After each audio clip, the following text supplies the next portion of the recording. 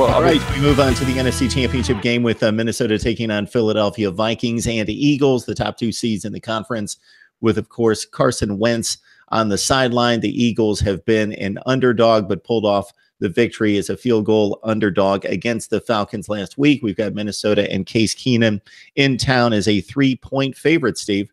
Yeah, and keep in mind, a lot of the money that comes in during the week, whether it's college or pro football, is usually fairly sharp money. The public in general waits until game day to play the games.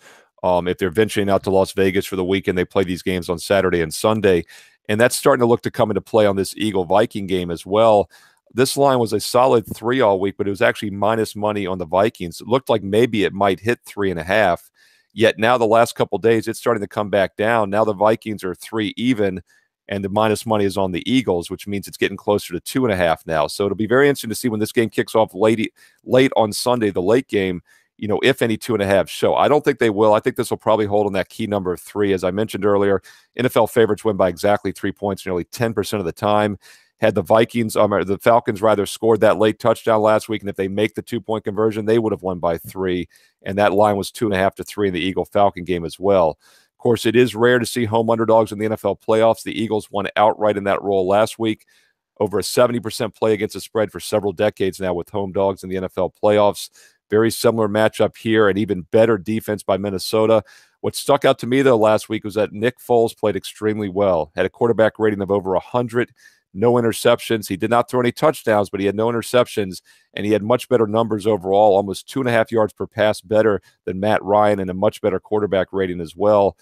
He'll have to play well this week against a very good Minnesota pass defense. Meanwhile, Case Keenum has been solid all season. He has not played like a backup.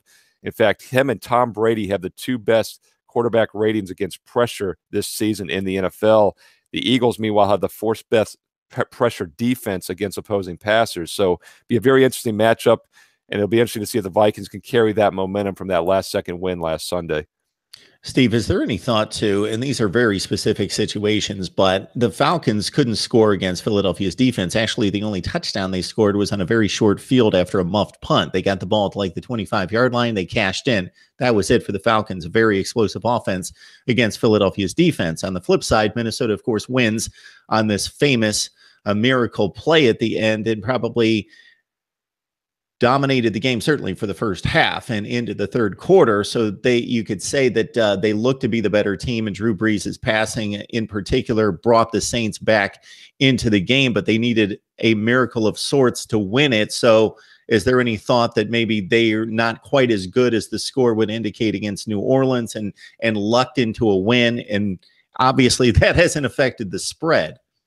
Correct. In fact, the look-ahead line, they had bettable look-ahead lines before the Saints-Vikings game started last week on all the possible matchups, and both of them had both Minnesota and New Orleans as a 3-point road favorite over Philly. So this line is actually where it would have been even before the Saints game, and I really thought either of those teams could have won. I think Minnesota got out to a fast lead. It was a little misleading. Obviously, the Saints came back and took the lead in the second half, but this line is pretty much where we thought it would be.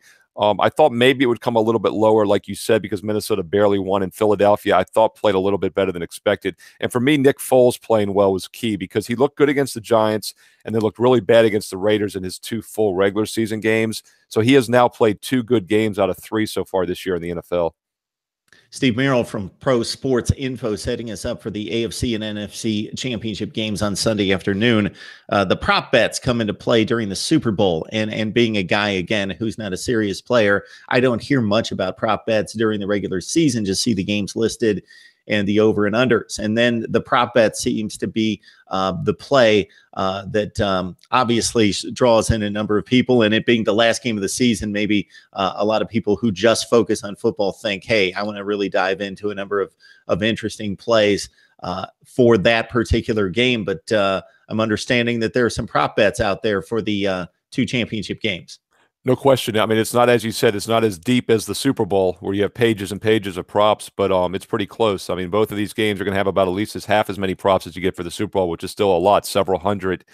And one thing I always say about the props, we'll talk more about this in a few weeks with the Super Bowl, but you have to be careful not to overexpose your bankroll because normally the way you play these props are going to be somewhat codependent on how you feel the game is going to play out. For example, if you think it's going to be a high-scoring game, you're going to like a lot of the over-yardage props, for receiving yards and rushing yards.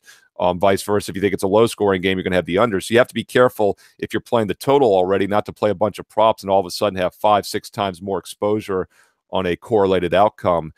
With that said, one thing about the Super Bowl, and it really correlates to these two NFC, AFC championship games as well, these games are often a little bit higher scoring than an average game would be, and the reason is because of mistakes. And we see this in the college championship games as well.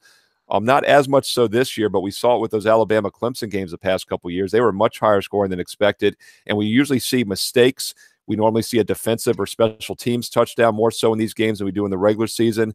And one of the reasons is because everything is on the line and it's do or die. And when a team gets behind, they start to press, and that's often when pick sixes occur, fumble returns occur. We saw a couple of them last week in the Jacksonville-Pittsburgh game alone.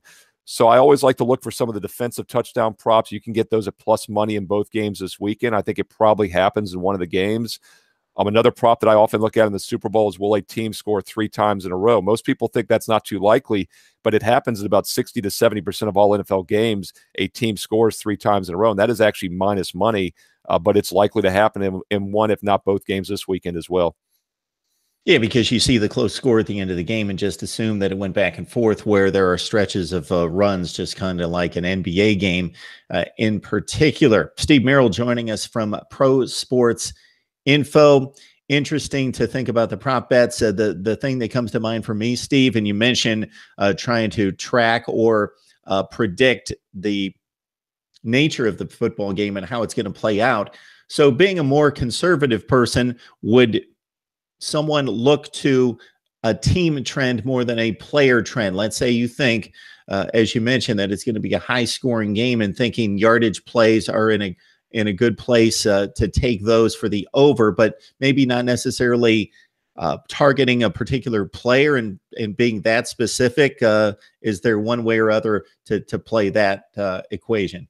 What's interesting about the props and that we're talking more about them nowadays is because of fantasy sports. Basically fantasy sports is handicapping the players and handicapping the player matchups. That's basically what you're doing, especially with the daily fantasy, when you're doing just a one day, drafting a lineup from several teams. And that's exactly the approach you take with these prop bets. So I think props might be more popular than ever now, because a lot of people out there maybe don't bet point spreads or totals, but they do play fantasy sports, and they could probably find an edge looking at some of these props, because it's the same type of outlook and handicap. You have to look at matchups. You have to look at maybe where one player matches up against the opposing defense.